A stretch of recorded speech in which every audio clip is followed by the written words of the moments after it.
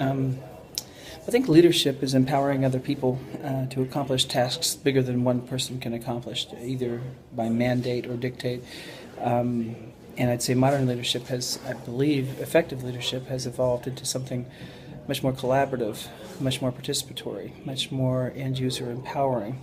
And I think leaders that don't understand that don't get the best out of the people who follow them. They're still, can succeed on certain levels, but I think any organization or company that has a leader that is empowering its people has exponentially more power than one that's ordering people through one vision. So, I think that vision is refracted through all of the lenses of those individuals. But at the same time, the power of that collaboration, I believe, outweighs any possible distraction from different people having different styles, different motives. And I think a modern leader has to communicate constantly with that circle and cast the vision so that people stay on the same page. Slightly different dialects of energy, but at the same time the same goal, one goal. And maybe giving up a little bit of control is an essential element of modern leadership.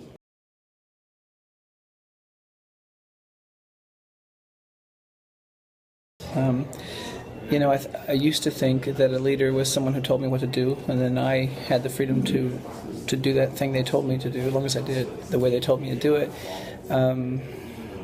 The way it's changed is that I've had several leaders and several bosses who have given me the freedom to invent and to create alongside and parallel to a vision. And that freedom was so empowering that it sort of made me give a lot more energy and time and inventiveness to whatever task, because I enjoyed that freedom, and I think people do. So I think the driver of that change is that I think things change so fast now that waiting for one person's vision to catch up with the change will leave you behind. But if an organization empowers its people to change and to grow and to learn, and all of those different eyes and ears are paying attention to change and keeping up with it, you have a much better chance than you did when you had one leader trying to be everything to everyone.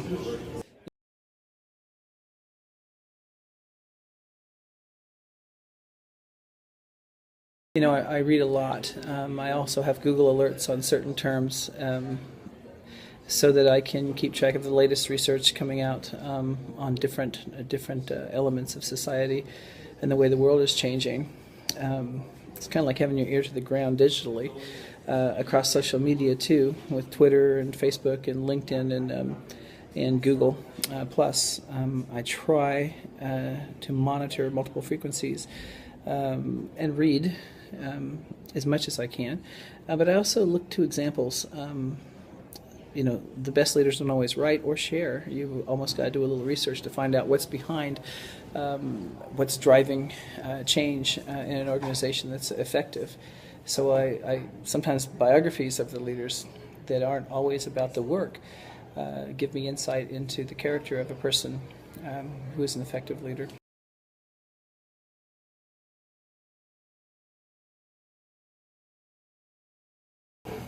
I used to be really shy about asking for help, and I think I always thought, what right did I have to boss people around?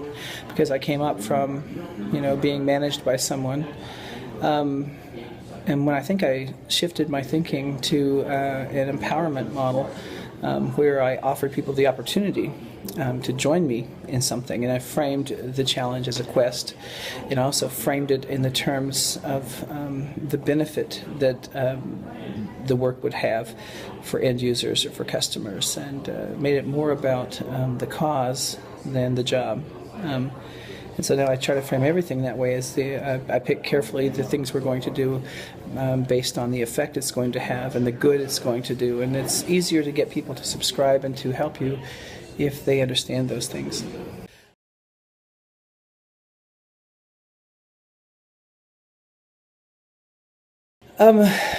I think moving people in a direction, feeling like I'm there on the front lines of a philosophical movement that is important, and watching other people take up the mantle and watching that energy result in change and adoption of new ideas that have good results.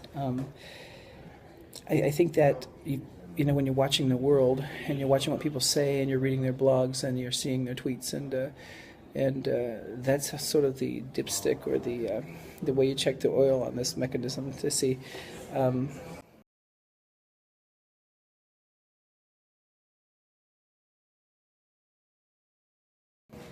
Challenges, I think, is staying focused, finding balance in your life so that you don't become only about work, that you've got to understand why you work, blending those things so personal life enhances profession and profession enhances personal life. Getting those things balanced and aligned is a lifelong task and a lifelong bit of work that you've got to continue to adjust.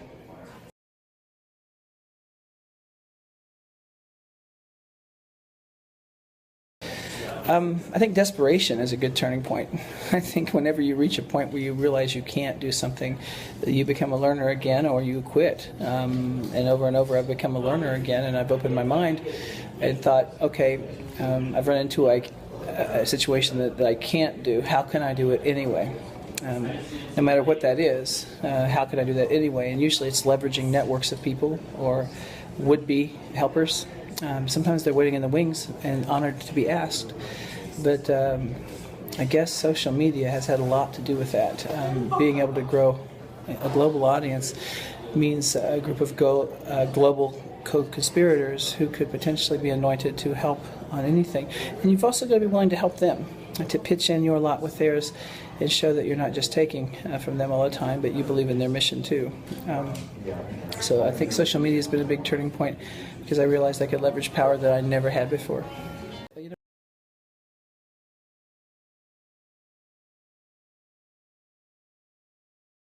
I work at a place called ESSDAC, ESSDACK. It stands for Educational Services and Staff Development Association of Central Kansas. And my boss, Dr. Mike Cook, has created a stable of talent and empowered them by not micromanaging them, in fact, trusting them to know what they're doing. And that was kind of the first time I've been in an environment like that and been empowered and trusted to do what I needed to do. Excuse me. And so that was a big part of it. Also, going to conferences and meeting some of the other people that I respect and collaborating with them in mind sharing is another powerful piece.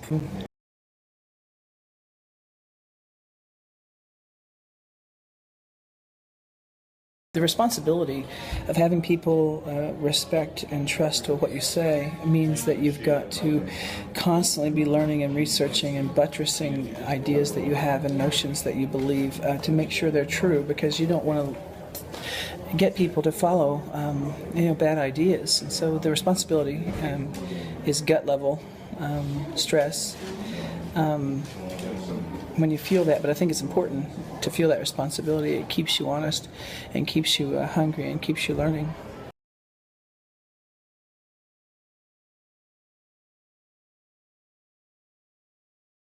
The community, other people, inspirational examples, history.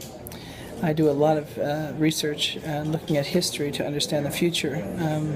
I trust humans, human nature, and that helps. I don't think anyone's all the way evil or all the way good, but people want to be. They want to do the right thing. I think if they're properly inspired, incentivized, anointed, whatever you want to call it. I think in times of challenge, I want to get bigger. I always think get big. Don't shrink and wait to die. If you're up against it, you need to get bigger. You need to talk louder. You need to be more inspirational. You need to multiply your armies, and small skirmishes at a time. You don't have to fight the big battle on day one. Incremental change leads to real change. Sometimes you have to be patient, slow down, and think of 3 years instead of 3 months.